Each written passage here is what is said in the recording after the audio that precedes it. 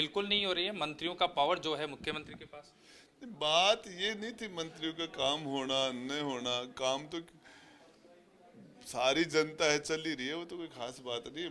Issue ये था कि वो प्रताप सिंह जी के, महेश जोशी जी के, वो एशिया। एसीआर का जो सिस्टम चल रहा था उसमें है ना, वो पूछा था कि पावर तो सेंट्रलाइज ही है यहाँ राजस्थान में, पूरा एक ही जगह केंद्रित है पावर। तो आपको लगता है कि डिसेंट्रलाइज होनी चाहिए सब लोगों के पास? होना ही चाहिए। राहुल जी स्पीच देते हैं तो कहते हैं कि हिंदुस्तान को तो बीजेपी के दो ही लोग चला रहे हैं, अमित शाह और नरेंद्र मोदी पूरे देश को चला रहे हैं, और राज के अंदर पावर इन्होंने सेंट्रलाइज कर दिया। डिसेंट्रलाइज होना चाहिए, 150 कम से कम देश को 100-200 लोग मिलके चलाएं। एक आदमी 140 करोड़ के देश के बारे में बोलते हैं तो प्रदेश को भी 30-40 लोग इकट्ठे होकर चलाए, एक आदमी को चलाए। तो वो राहुल जी की भावनाओं के अनुरूप पावर डिसेंट्रलाइज होना चाहिए, होना भी चाहिए, लेकिन हो नहीं रहा। भारत जोड़ो यात्रा में राहुल गांधी राजस्थान आ रहे हैं, क्या आप लोग मिलकर बात रखेंगे राहुल गांधी के सामने कि इस तरीके की स्थिति राजस्थान में है?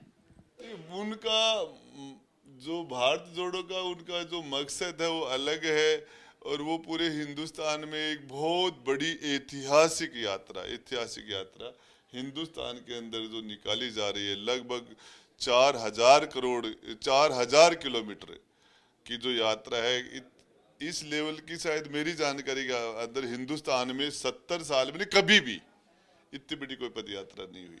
तो बहुत ऐतिहासिक मौका है। आपको भी लगता है कि एसीआर मंत्रियों के पास भरी जानी चाहिए? मंत्रियों के पास। होना तो सब कुछ चाहिए, होता भी था, लेकिन अब नहीं हो रहा, और ये भरी जानी चाहिए।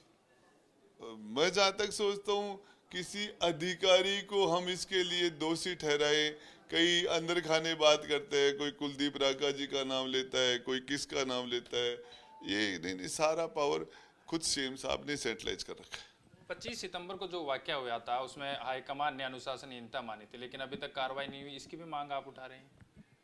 इसके लिए गहलोत साहब ने तो माफी मांग ली, सोनिया जी से भी माफी मांग ली, और देश से भी माफी मांग ली। अब 3 लोगों को नोटिस दिया है, उनको सजा देंगे क्या उनको गिफ्ट देंगे वो तो अलग मानता है करे, लेकिन ये सच्चाई है कि गहलोत साहब ही कहते हैं कि गलती कीमत मांगती है और गलती की सजा होती है।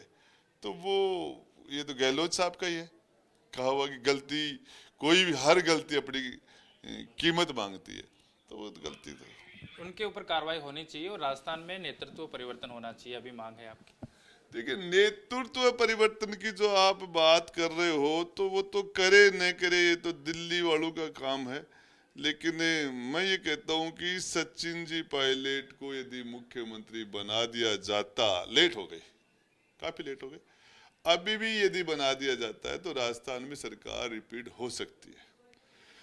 और यदि नहीं बनाएंगे तो कोई दिक्कत नहीं, एक फॉर्चूनर में आ जाएंगे सारे एमएलए, चारों धाम की यात्रा करेंगे सबसे पहले।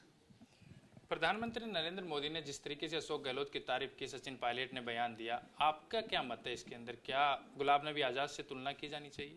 ये सचिन जी पायलट इस मामले में अपनी, जो इस मामले में अपने विचार रख चुके हैं, और ये मैंने इसके ऊपर कोई बात नहीं कही, और मैं इस मामले में कोई बोलना नहीं चाहता।